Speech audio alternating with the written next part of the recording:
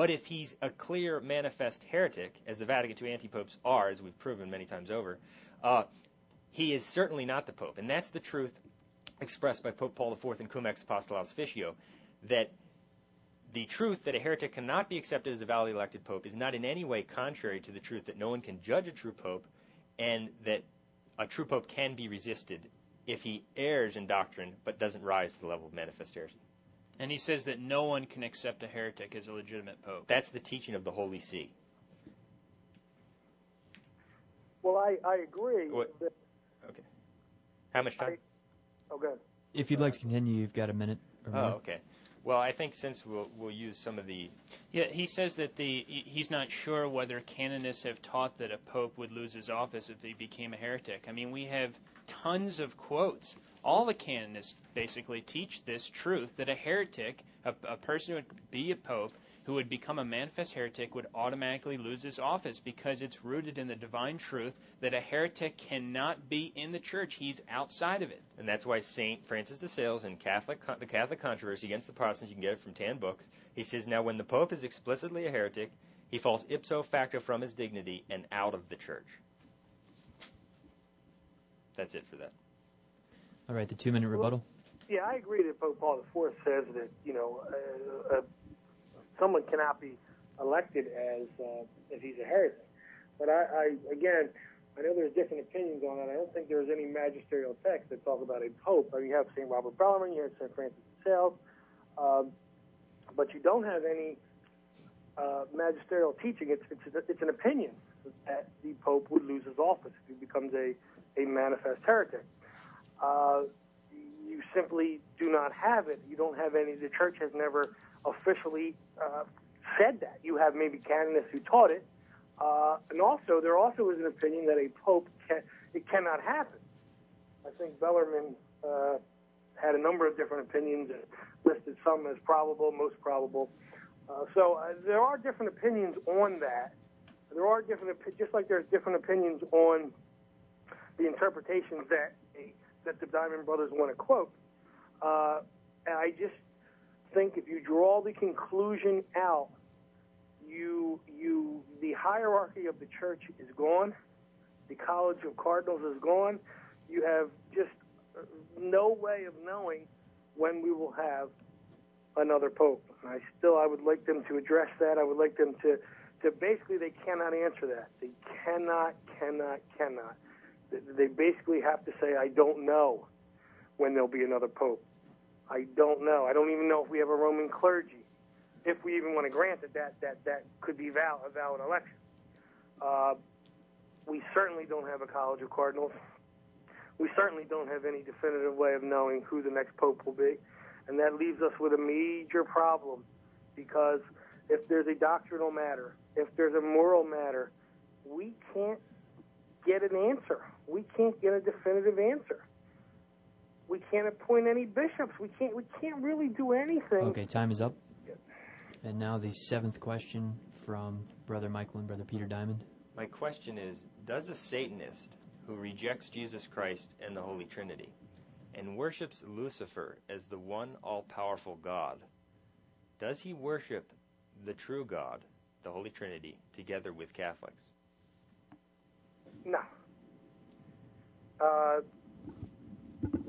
No, he doesn't. That's my answer. It's a yes or no question, I guess, really. No, he does not worship the one true God if he worships Satan.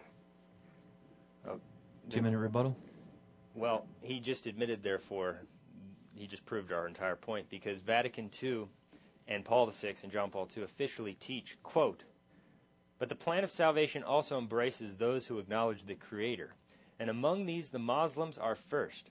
They profess to hold the faith of Abraham, and along with us they worship the one merciful God who will judge humanity on the last day.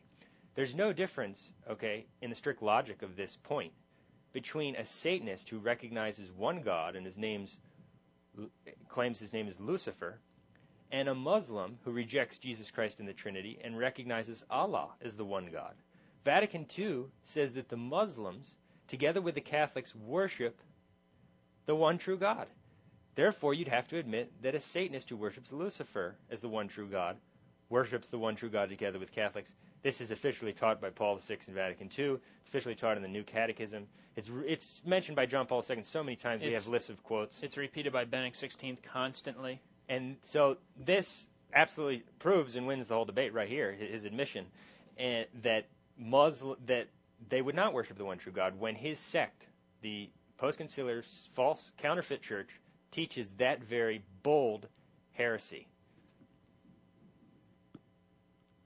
How much time's left? You could have 40 seconds. And that's exactly why we see John Paul II kissing the Koran, John Paul II going to the mosque, Benedict XVI saying that the Koran is a holy book that he respects. That's why you never see them trying to convert anyone to the Catholic faith. That's a fact. That's why he's constantly esteeming, the Muslims. His profound respect, his profound esteem for different religions. That's why they were invited, along with the animists and the snake worshippers and the Zoroastrians. This is a new gospel. Jesus Christ says, unless a man is born again of water and the Holy Ghost, he cannot be saved. And if you can't see it, that this is the counter-church predicted, then I don't know what to say. That's it. All right. Next section is the rebuttal. It'll be a 10-minute section, beginning with Mr. Goley. Okay. Again, I think you have a clear example of what the Diamond Brothers have tried to do here, just in their very last question. They take a quote from Vatican II, and they say that they want to call the Muslims Satanists, and because Vatican II says that we worship the same God. Well, obviously Vatican II does not mean that insofar as Muslims reject Jesus Christ, that we worship the same God. What they do mean is, because Muslims believe in the God of the Old Testament, the God of Abraham, that we worship the same God in that sense. Obviously, it's very clear. And here's what they do, and here's what they have done.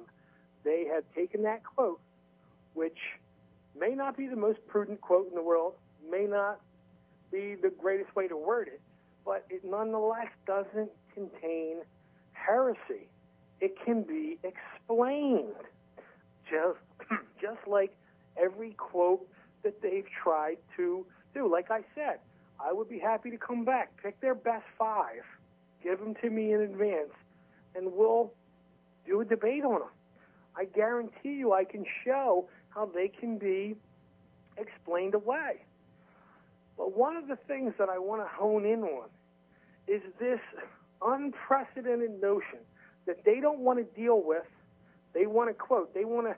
It's kind of like, if your business is being audited, you want to just drop all kinds of paperwork on the people auditing you, so the truth gets lost in all the clutter. I think that's what they're trying to do, but it won't work. Their position is there's no pope. There hasn't been a pope for nearly 50 years. And think about it. When I've asked them repeatedly, brothers, how are we going to know when we have a next pope? They don't know. They have no idea. They don't even know.